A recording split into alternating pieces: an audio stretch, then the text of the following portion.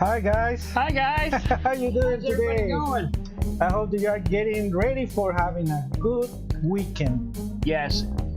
Uh, we've had a good weekend this whole week. We've been setting up this program for tonight, so it's gonna be a good one tonight. The first news that we're going to show tonight, it's about uh, this one.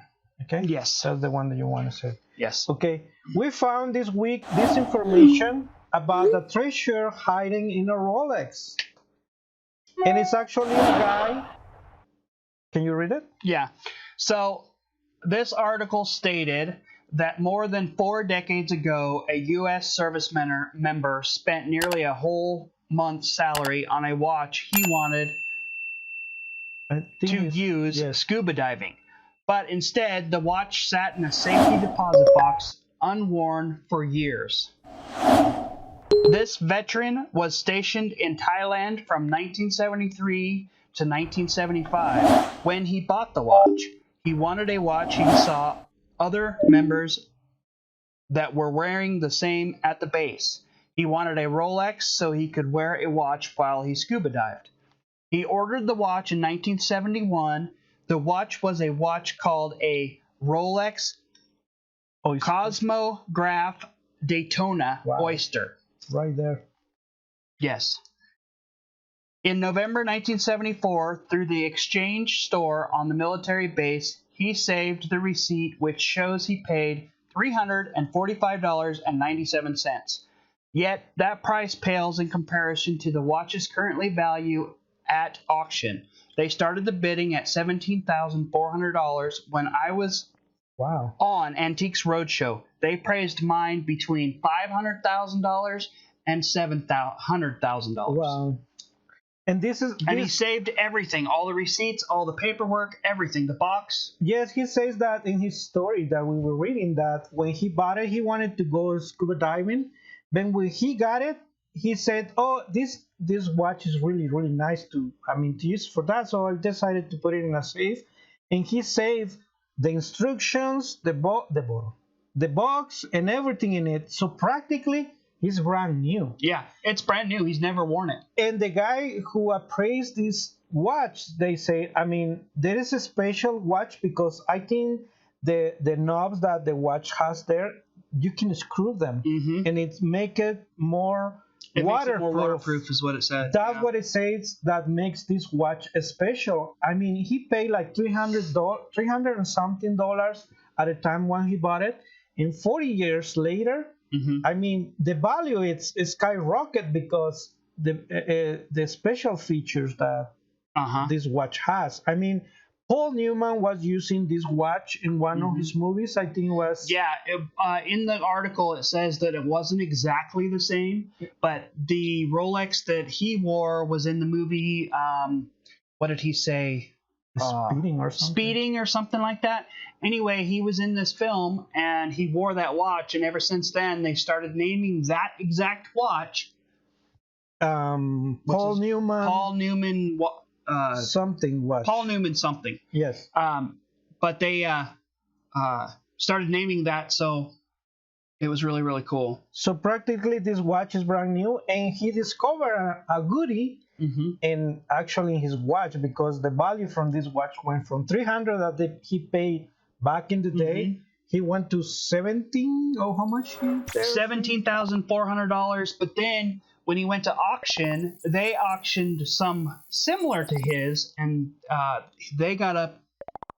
I think it was like $200,000. But then they praised the one that he had to $500,000 to $700,000. They say this it's worth right now $700,000. Yep.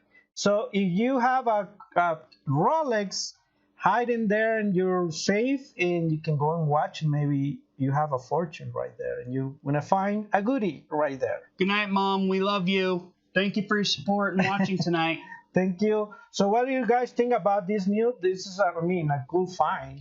If I found that, yes, even if your valuables that you have hiding somewhere in your house, maybe under your mattress or something. yeah. Maybe you have a treasure hiding right there. So go and check it. Also in the article, the guy said that he only opened the safe 4 times and looked at it. He never touched it or did anything else with It's it. practically brand new. That's why it's worth it so much. So let's go to our next news that we have prepared for this time. Peter says, I want one of those for Christmas next Yeah, year. me too. I like that one. I mean, it's really cool.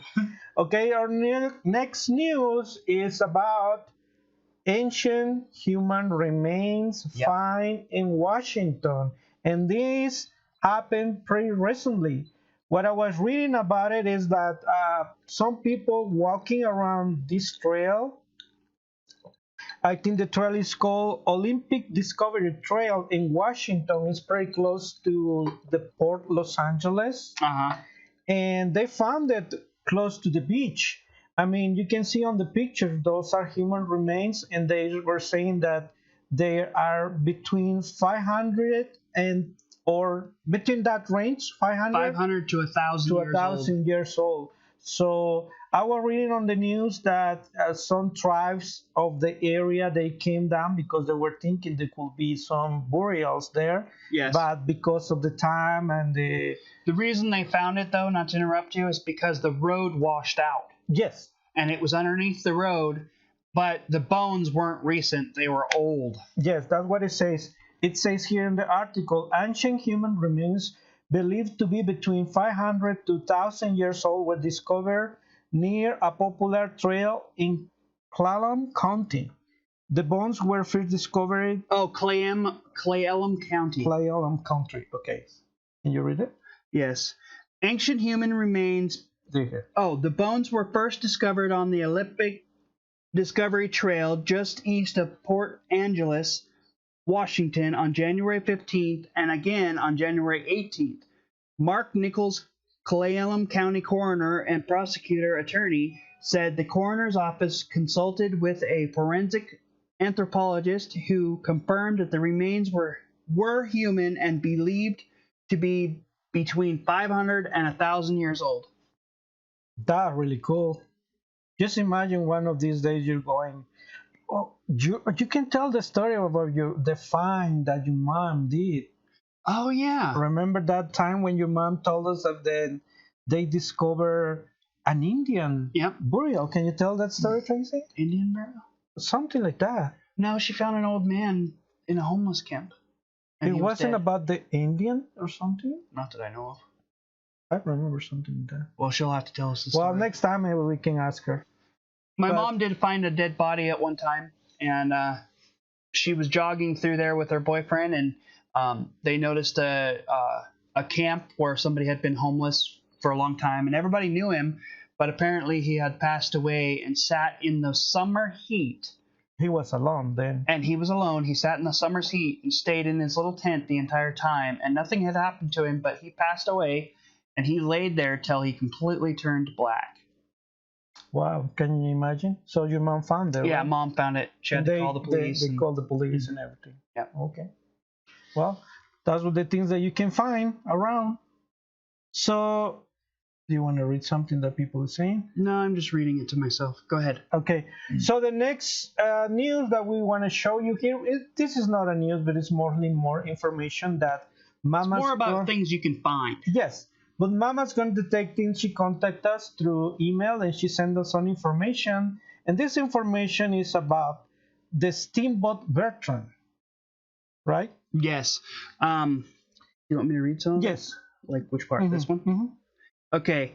The Steamboat Bertrand looked a lot like this when it set out on the Missouri River from Wheeling, West Virginia in 1864. It was headed for Montana, but it hit a submerged log north of Omaha. Yes, it says it took just a few minutes for the steamboat to go under. No one was killed in the shipwreck, but a vast amount of supplies were lost. The payload was worth around $100,000 in 1864. Fast forward about a century to 1968, and two professional salvagers, Sam Corbino and Jesse Purcell, used that data, mined from a number of sources to narrow down the wreck's location. They discovered in the DeSoto National Wildlife Refuge. Since the wreck was discovered on government property, the salvagers were obligated to turn over all recoveries goods to the U.S. Fish and Wildlife Service. The Steamboat Bertrand Museum was born and today tells the story of Nebraska's most famous shipwreck through an incredible collection of 500,000 artifacts. It says you can visit the museum on the grounds of the DeSoto National Wildlife Refuge, and you can even take a stroll out to the very spot where the wreck was discovered. The river has changed course since then, so the wreck site is no longer at the bottom of the Missouri. Today, it's a water-filled pit surrounded by informative historical markers.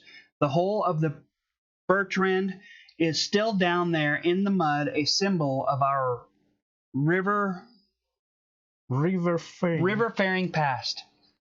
That's really, really cool. I mean, when they discovered this site, I think they discovered it like 100 years after the wreck. And basically, all the stuff that was in the boat, they recovered intact. As you can see on the pictures right there. Well, some pictures that I could recover from the internet. Look at those bottles, Tracy.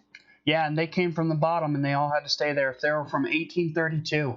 Wow, you just can't imagine. I want to go there and see what actually they found out of that wreck. Definitely, yeah. Yes, look at that. I mean, that information is really cool. And if you are pretty close to Nebraska and you have a chance to visit that place, I mean, go there and learn a little bit more of the history and the stuff that people had at That's that time. what the boat would have looked like. Sorry to interrupt, but that's what the boat would have looked like had it been found like that. Yes. It would have looked like that.